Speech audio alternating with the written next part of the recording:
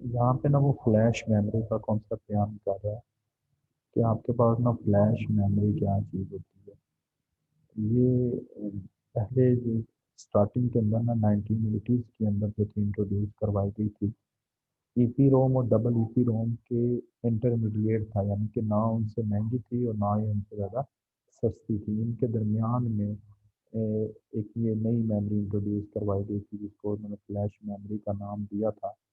जिस तरीके से डबल ईपी रोम के अंदर आप इलेक्ट्रिकल सिग्नल्स के ज़रिए जो था डाटा को अरेज करते थे, इसी तरीके से फ्लैश मेमोरी जो थी वो भी आपके पास इलेक्ट्रिकल सिग्नल्स को ही इस्तेमाल करती थी। अब इसमें फ़र्क इसका ये था कि ये ईपी रोम की निस्बत ना बहुत जल्द कुछ ही सेकंड्स के अंदर पूरी की पूरी जो मेमोरी थी वो अरेज हो जाती थी। इसलिए आप इसको फ्लश मेमोरी का नाम देते हैं। ये फ्लश जो है ना, ये कैमरे वाले फ्लश से निकला हुआ है। जो आपके पास वेब कैम वगैरह होता है ना, तो उससे कैमरे से जब आप पिक्चर वगैरह खींचते हैं तो उससे जो फ्लश लगता है वो कुछ ही नैनो सेकंड्स की देर में जो है वो आपको फ्लश लगता है और वो आपकी तस्वीर खींच देता है। ये वहां से इन्होंने वर्ल्ड स्टार्ट किया हुआ फ्लैश मेमोरी का।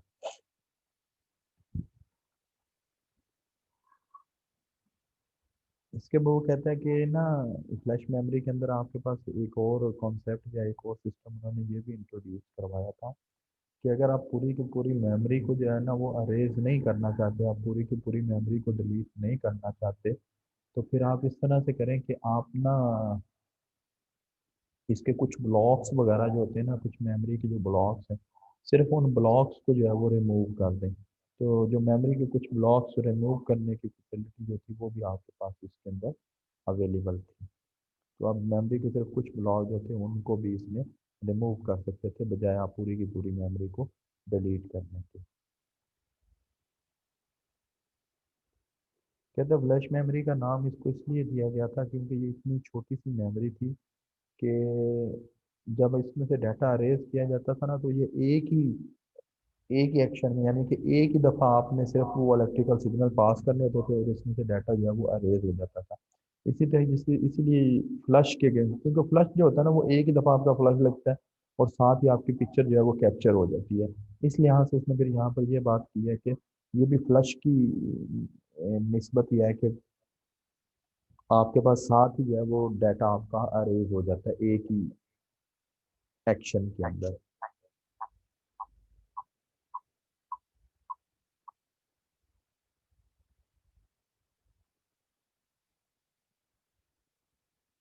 फिर वो बात ये करता है कि फ्लश मेमोरी जो है ना वो doesn't provide byte level erasure, मतलब ये बाइट लेवल अरेजर जो थी वो आपके पास प्रोवाइड नहीं करती थी। जिस तरीके से आम मेमोरी के अंदर होता था ना, बिट लेवल के ऊपर जो वर्किंग वगैरह होती थी, ये वो वर्किंग आपके पास परफॉर्म करती थी। ईपी रोम की तरह इसके पास भी एक ही ट्रांजिस्टर होता था पर बिट के, और इसलिए इसकी जो डेंसिटी थी वो ईपी रोम की निस्बत जो थी वो ज़्यादा डेंसिटी वगैरह जो थी वो अचीव कर लेता था। डबल ईपी रोम की निस्बत ये जो था ज़्यादा आपके पास डेंसिटी वगैरह कवर कर लेता था। इन शॉर्ट जो है वो फ्लश मेमोरी का कॉन्सेप्ट अगर आप बयान करना चाहें, इन शॉर्ट तो फ्लश मेमोरी आपके पास ऐसी मेमोरी होती है जिसके अंदर आप डाटा को एज अ होल एक ही दफ़ा पूरी की पूरी मेमोरी जो होती है उसको अरेज कर सकते हैं विद इन सम सेकेंड्स। और अगर आप पूरी की पूरी मेमोरी को अरेज नहीं करना चाहते, तो आप मेमोरी के कुछ हिस्से को, मेमोरी के कुछ ब्लॉक्स वगैरह जो हैं, उन ब्लॉक्स वगैरह को आप रिमूव कर सकते हैं।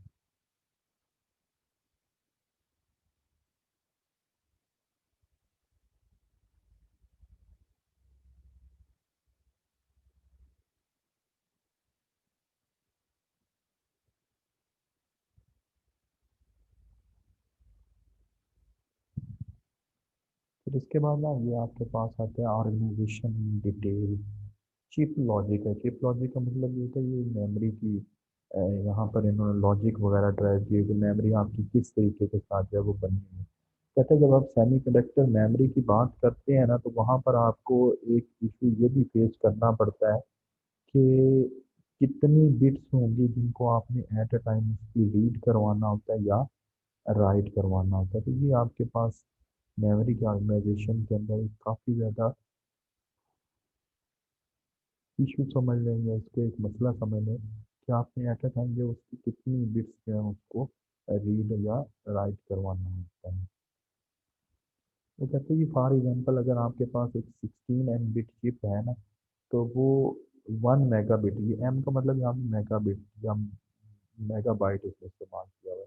तो वो 1 मेगाबिट की मैं 16 वर्ड जो है ना, वो लाइन जो 16 बिट में उसको स्पेसिफाई कर देगा। 16 बिट वर्ड बन गया ना, 1 M ऑफ 16 बिट वर्ड। फिर इसी तरीके से वो कहता है कि अ बिट पर चिप सिस्टम है the 16 lot of 1 M bit chip with bit 1 of each word in a one and so on।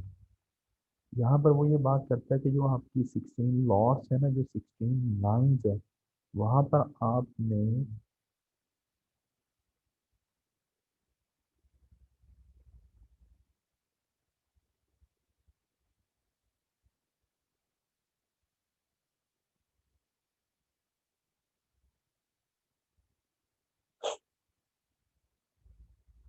फिर वो ये अगली बात ये करता है कि जो आपके पास 16 मेगाबिट की चिप है ना, उसको आप 2048 multiply by 208 multiply by 4 bit array के अंदर जो है वो ऑर्गेनाइज कर सकते हैं। ये जो जिस तरीके से ये एक डायग्राम दी गई है ना, ये आपके पास 16 मेगाबिट की जो डी रैम है, वो इसने इस तरीके से इसको डिवाइड किया हुआ है। ये आपके पास मेमोरी है, जो कि ये इसका साइज है 2048 मल्टीप्लाई बाई 248 मल्टीप्लाई बाई 4। इस हिसाब से इसने ये मेमोरी को डिवाइड किया। इसका इंटरनल आर्किटेक्चर इसमें बताया हुआ है।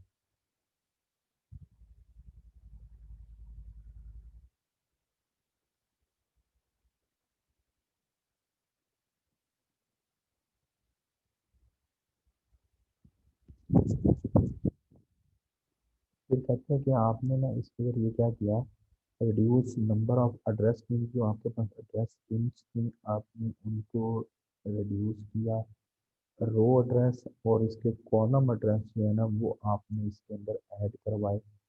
तो आपके पास एड्रेस के लिए 11 पिन जो थी वो इस्तेमाल हुई, इस लिहाज से पूरे पार 11 किया ना, तो 248 आपके पास है वो इसमें आंसर बना है। इस लिहाज से इसमें 2048 मल्टीप्लाई 2048 इसका आंसर निकाला हुआ। अब ये आपको ना ऊपर 4 किस्म के सिग्नल नज़र आ रहे हैं। रास सिग्नल है, कास्ट सिग्नल है, डब्ल्यू ई सिग्नल है और ओ ई सिग्नल जो है ये।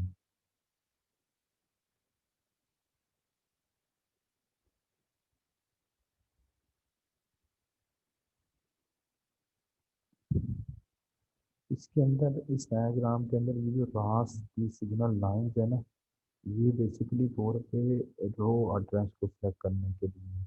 और ये जो कास्ट की लाइंस हैं, ये बेसिकली तौर पे कॉलम एड्रेस जो होगा ना, उसको सिलेक्ट करने के लिए इस्तेमाल होगा।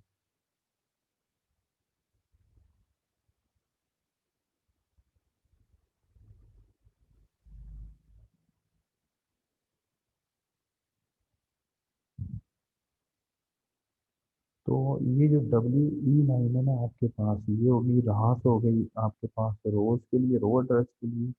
कास्ट हो गई आपके पास कॉलम एड्रेस के लिए। और डब्ल्यू ई जो लाइन है ना, ये आपके पास राइट अनेबल के लिए है। और ओ ई जो है ये आपके पास आउटपुट अनेबल के लिए। यानी कि ये चीज़ आपके पास रिप्रेजेंट करेगी, ये वाली लाइन अगर अनेबल होगी तो ये चीज़ ये रिप्रेजेंट करेंगे कि आया आपके पास जो है वो रीड ऑपरेशन परफॉर्म हो रहा है या राइट का ऑपरेशन जो है वो परफॉर्म आउट हो रहा है। तो इसमें इस चीज़ को स्पेसिफाई करना होगा, रीड या राइट ऑपरेशन इसमें यहाँ पर स्पेसिफाई करना होगा।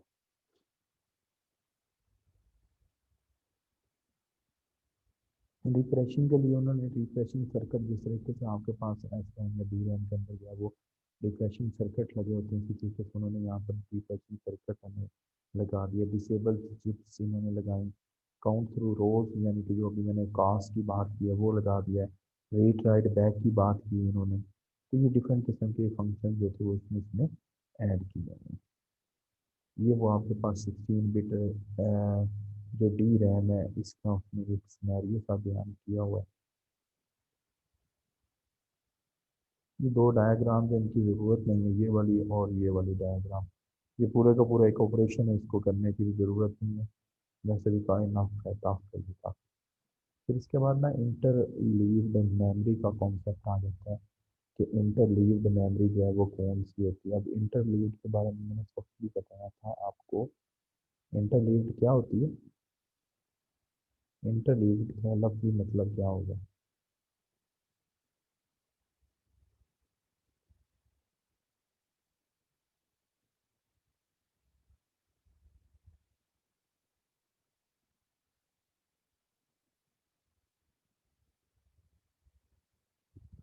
इंटर लीव्ड का लफ्ज़ी मतलब क्या होगा?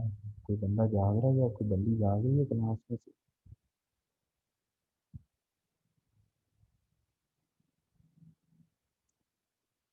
इंटरलीड जो होता है ना, ये बेसिकली तौर पे जिस तरह से बुक के दरमियान में आप सफ़ा रख लेते हैं ना, तो दो पेजेस के दरमियान में जब आप कोई एक और नया तीसरा पेज रख लेते हैं तो उस चीज़ को आप इंटरलीड का नाम देते हैं। एक दूसरे के अंदर घिरा हुआ उस चीज़ को आप इंटरलीड का नाम देते हैं। तो यहाँ पे बेसिकली तो ये बात करता है कि जो मेन मेमोरी होती है ना, वो आपके पास डी रैम की जो मेमोरी चिप्स होती हैं उन चिप्स से मिलके ये बनी हुई होती है। और आप इन चिप्स को इस तरीके के साथ अरेंज कर सकते हैं कि वो आपका मेमोरी बैंक में कन्वर्ट हो जाता है। चिप्स को हमने इस तरीके से अरेंज किया होता है, इस तरह से ग्रुप कर देते हैं कि उसको हम मेमोरी बैंक का नाम देते हैं।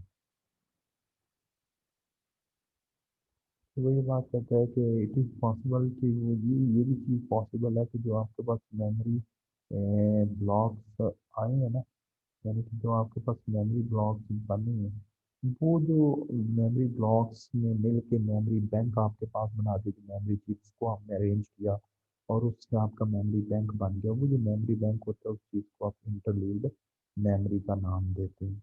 हर एक बैंक जो होता है वो आपके पास इंडिपेंडेंटली अपना काम करते हैं, यानी कि अपनी सर्विसेज वगैरह प्रोवाइड करता है।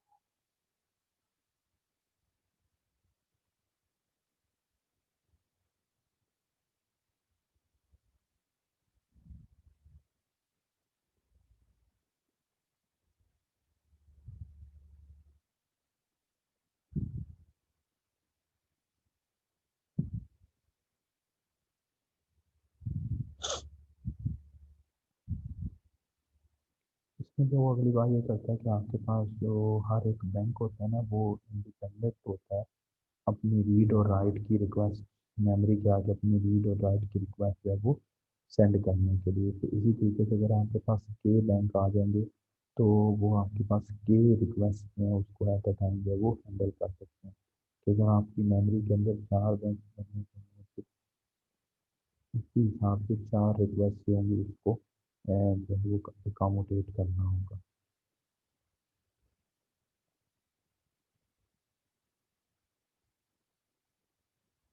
इस हिसाब से फिर ये सीन हो जाता है कि इसमें आप अपनी मेमोरी का जो रीड और राइट रेट है ना, वो रीड और राइट रेट जो है वो आप इसमें काफ़ी ज़्यादा इंक्रीज कर देते हैं। फिर आपके पास एरर कनेक्शन की जो है वो टेक्निक इस्तेमाल करते हैं आप। दो किस्म के आपके पास एरर जो है वो अक्सर हो सकते हैं। एक आपके पास हार्डवेयर फेलियर आ जाती है और एक आपके पास जो है वो सॉफ्टवेयर की फेलियर आ जाती है। दो किस्म की फेलियर को आप कंसिडर करते हैं। एक को आप नाम देते हैं हार्डवेयर फेलियर का और एक को आप नाम देते हैं सॉफ्टवेयर फेलियर का। जो आपके पास हार्डवेयर फेलियर होती है ना, वो आपके पास परमानेंट होती है। वो आपकी हार्डवेयर फेलियर जो है वो आपकी परमानेंट जो फेलियर होती है, मतलब हार्डवेयर से फिजिकल जो डिफेक्ट आ जाता है उसको आप हार्डवेयर फेलियर के अंदर लेके आते हैं।